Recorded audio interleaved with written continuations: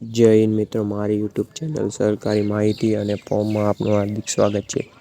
આ વિડીયોમાં આપણે જોઈશું કે ગુજરાત સરકાર દ્વારા કૃષિ રાહત પેકેજમાં છેલ્લી તારીખ કઈ તારીખ સુધી વધારો કરવામાં આવ્યો છે અને બધી માહિતી આપણે આ વિડીયોમાં જોઈશું.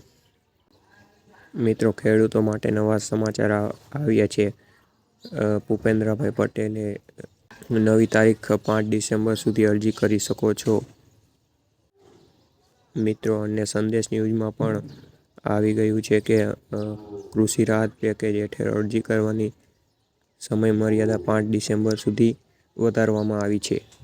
ભૂપેન્દ્રભાઈ પટેલે આ લેખ મુજબ અરજીની સમયમર્યાદા 5 ડિસેમ્બર સુધી લંબાવી છે. ગુજરાત સરકારે કમોસમી વરસાદથી થયેલ નુકસાન પામેલ ખેડૂતોને સહાય આપવા માટે ઐતિહાસિક પેકેજ ગુજરાતનો કોઈપણ નુકસાનગ્રસ્ત ખેડૂત સહાયથી વંચિત ન રહી જાય તે માટે ભૂપેન્દ્રભાઈ પટેલના માર્ગદર્શન હેઠળ તથા અર્થસંઘવી સાથે વિચાર બાદ ઓનલાઈન અરજી કરવાની સમયમર્યાદામાં 7 દિવસનો વધારો કરવામાં આવ્યો છે. 7 દિવસ એટલે મિત્રો કે છેલ્લી તારીખ તમારે અરજી કરવાની 5 ડિસેમ્બર છે. રાહત પેકેજની રકમ 10,000 કરોડનું ઐતિહાસિક કૃષિ રાહત પેકેજ જાહેર કરવામાં આવ્યું છે. નુકસાનના કારણે તાજેતરના અસાધારણ કમોસમી વરસાદને કારણે પાકને થયેલ વ્યાપક નુકસાન.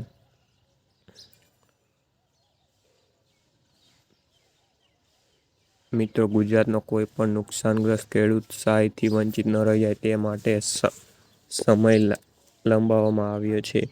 ઓનલાઈન અરજી કરવાની તારીખ 5 ડિસેમ્બર સુધી લંબાવવામાં આવી છે. મિત્રો, જેને પણ અરજી ન કરી હોય તે ગામમાં વીસી પાસે જઈ krp.gujarat.gov.in કરી વેબસાઇટ છે જેમાં તમે ફોર્મ ભરી શકો છો. મિત્રો, છેલ્લા 14 નવેમ્બરથી આ કૃષિ રાહત પેકેજના ફોર્મ ચાલુ થઈ ગયા છે. જે પણ નુકસાનગ્રસ્ત ખેડૂતે હજી અરજી નથી કરી તે મિત્રો વહેલા તકે અરજી કરી નાખે.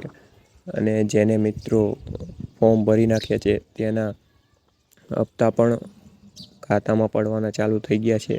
તો મિત્રો, જેને ફોર્મ ભરી નાખ્યું છે તે મિત્રો પોતાના બેંક એકાઉન્ટમાં જઈને ચેક કરી લે.